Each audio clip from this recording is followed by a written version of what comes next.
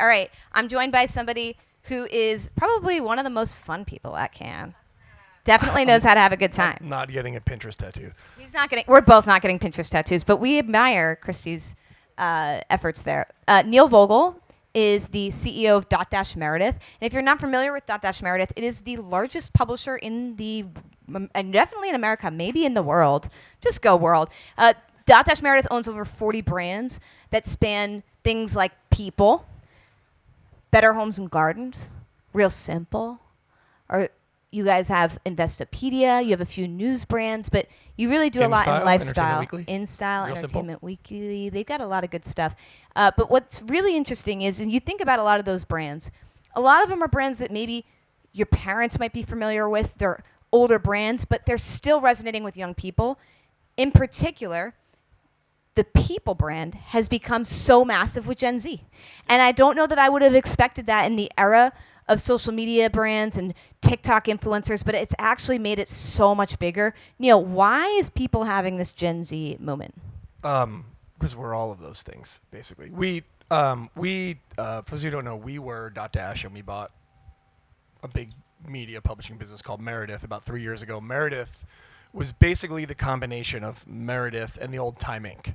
And that in there, in sort of the entertainment is People and Entertainment Weekly. And People, for a really long time, was run as like a print magazine, which sounds really strange. And like, what year are we in? 2020, whatever. We bought it in 2021.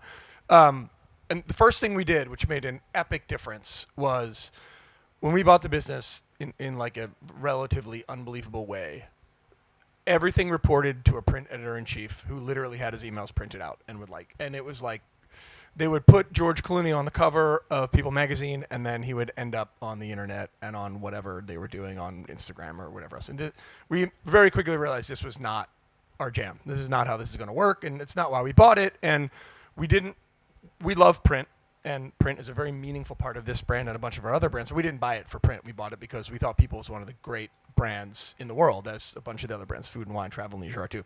So what we did, one of the first things we did, is redid how we do editorial and absolutely changed the role of what an editor-in-chief is. And we made the editor-in-chief. You're in charge of the brand. Like, what is the mission of the brand? For People, it's ordinary people doing extraordinary things and extraordinary people doing ordinary things. That's like their old-time tagline from 1974. And what we did was she just controls, like, what's a People story, and then we have completely separate teams, editorial, product, tech, that do how that shows up in a magazine, how that shows up on a website, how that shows up on TikTok and Instagram, how that shows up on this beautiful new app we just launched, which is like the best thing we've ever done. And immediately the resonance of the brand absolutely changed. So rather than having Clooney everywhere, Clooney is still on the magazine, but then the website ends up being like more Kardashian, right? The TikTok and Instagram is more Alex Cooper, and the app is people that I don't even know who they are. Okay, so the app, though, just like walk us through. This app is very different than a regular publishing app. So once we got People going and re-energized, and when we bought it, no one thought we could ever make it bigger. There were 6 million people a day using it online. We're now 10 million people a day using it just on our own website.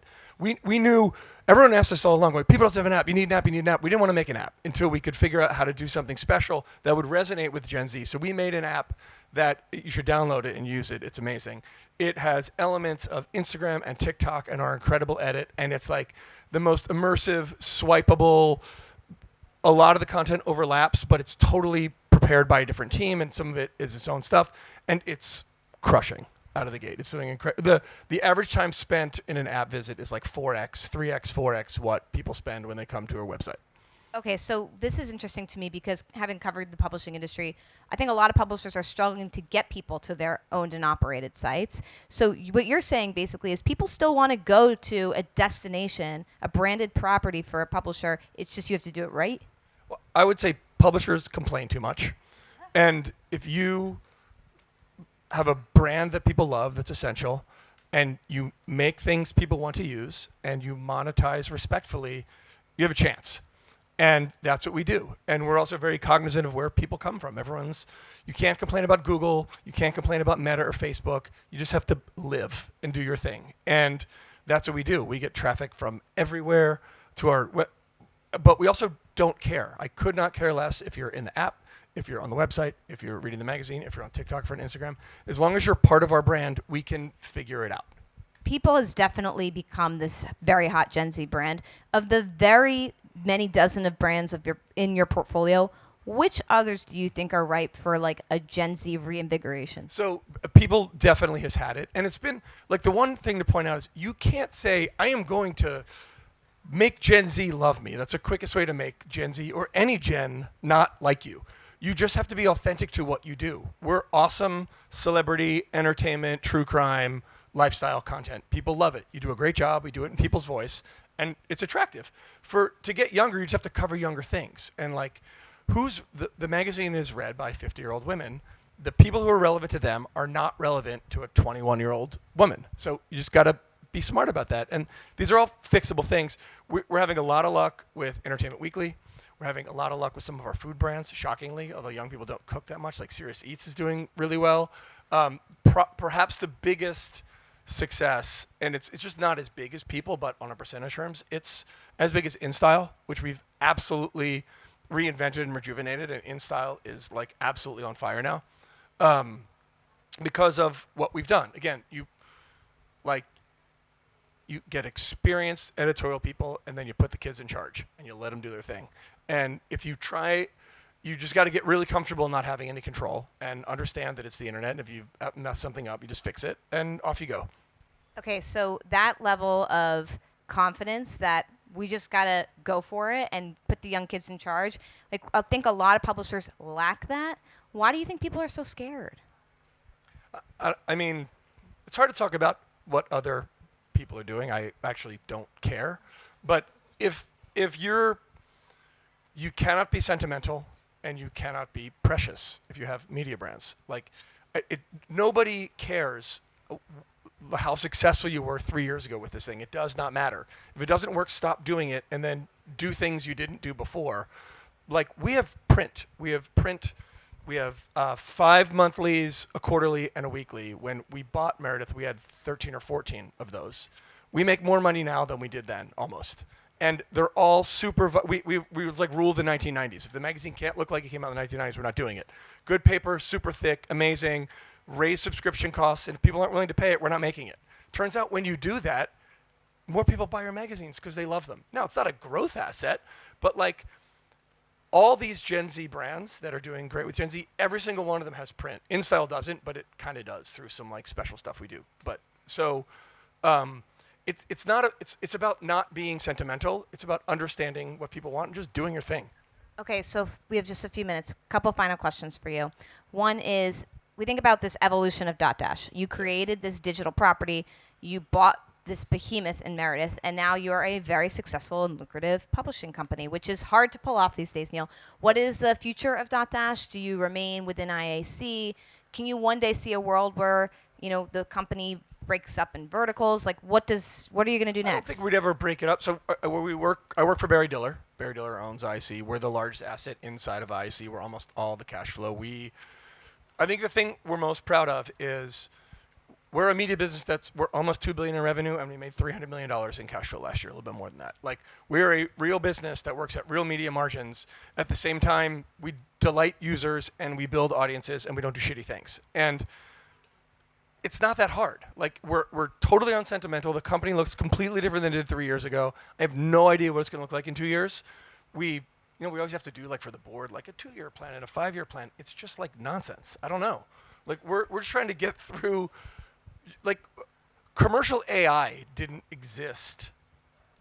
We were with Sam Altman a month, because he's friend with Barry Diller, a month before OpenAI CEO. OpenAI CEO. The month before the first GPT came out, and we saw it, and we were like, like, here we go again. Like, but if you don't take energy from that and you just complain about it and you wish things were the way they were, you will be dead. And if you don't wish the way things were and you're willing to try new things, look, we have 40 brands, 7 or 8 matter. Like, and there's a bunch of brands we have that ain't going to make it just because they're not. And but the trick is to find the 7 or 8 that work and put all your resources there, and you'll be fine. I agree with that, Neil. Okay, one fun thing. Yes. At Cannes. How many Cannes have you been to, by the way? Oh my God. 15. Okay, 15 cans. That's a lot. What's your number one survival tip? Sleep. Oh, and if there's food around, eat it. Yes, I agree. Keep Yeah. yourself fed. And I'm anti-wristbands. Don't wear wristbands. Oh, what? I don't know. I hate them. I hate Like, them too, I but don't what, like how do you stuff get on in me. places? Or you just don't go to Take them those off. places? I Okay. just- I don't, or then put them in your pocket and like. I can't wear Listen to wristbands. Neil. Listen You're to not wearing Neil. wristbands? That's because we're chic. There you go. I got you. Okay, just a few fun things that we learned from Neil today. When Neil took over Meredith, People was a print magazine. Everything filtered up to the print editor. Neil put a stop to that. He made sure that Neil, it was we, like collective. we, Dotdash Meredith, made sure that it was about identifying a people's story and then getting it out on any platform where people were and not being sentimental about which ones, like caring about traffic from wherever matters. When it comes to the growth, you said that people had 6 million people that were coming to your O&O properties when you took it over. Now it is 10 million people, in part thanks to that We're awesome public. new and app. those numbers might not be exactly right, but they're directionally right. Directionally right, almost double. Let's it might take be like it. 7 to 10 or 6.5 to 9.5, but it's You know right. what? We're going to give you kudos regardless, Neil. Just take it. There are so many great brands within the portfolio, around 40. Neil said that not every single brand will survive, but a lot of these brands do have what it takes to become bigger and bigger with Gen Z. You mentioned EW, even food brands like you said Serious Eats.